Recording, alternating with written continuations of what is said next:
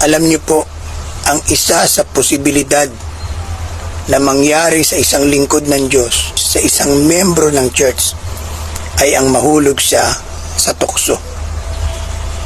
At ang mahulog ang isang lingkod ng Diyos, ang mahulog ang isang membro sa tukso, ito po ay napakalaking kalungkutan sa puso ng Diyos at napakalaking kahihiyan sa iglesia. Lalo na kung ito po ay mababalita sa labas ng iglesia. Kamakailan po ay makakabasa tayo ng mga balita ng mga talagang hindi matatawarang mga lingkod ng Diyos na nagkaroon pala ng sin of immorality na nagawa nila at naitago nila sa ilang mga taon. Isipin po natin yun, kinikilalang mahusay na tagapagsalita sa body of Christ, pero nagkaroon ng maling relasyon sa ibang babae sa loob ng 8 taon.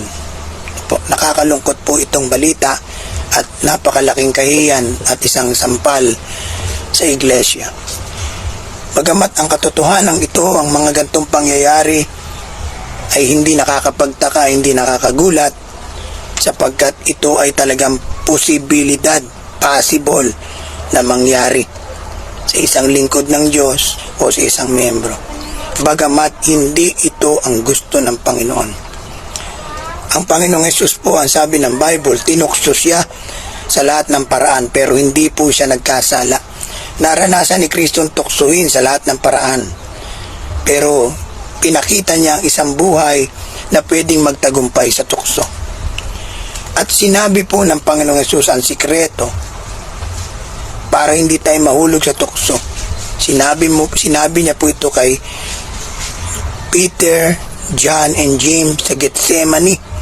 Sabi niya, manalangin kayo upang hindi kayo mahulog o magsipasok sa tukso. Ang espiritu ay handa, subalit mahina ang laman.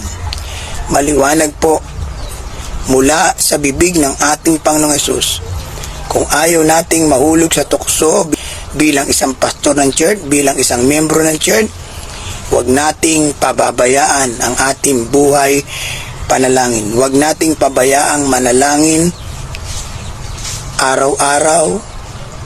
Maaga pa lang manalangin na tayo. Maging sensitive tayo sa udyok ng espiritong manalangin. Sapagkat sinabi na ng Panginoong Hesus, manalangin kayo upang hindi kayo mahulog sa tukso. Ibig sabihin, kung hindi ka mananalangin, tiyak mahuhulog ka sa tukso. At kung hindi ka nananalangin, para mo nang sinasabing gusto mong mahulog sa tukso. Kaya kahit gaano pa kataas ang title mo sa ministry, kahit na 4 na dekada ka na sa ministry, 40 years, 30 years sa ministry, kahit napakarami nating alam sa Biblia, kahit napakarami nating seminar at training na dinaluhan, hindi iyan basihan para maging matagumpay tayo sa tukso. Ang sabi ng Panginoong Hesus, manalangin kayo upang hindi kayo madaig ng tukso.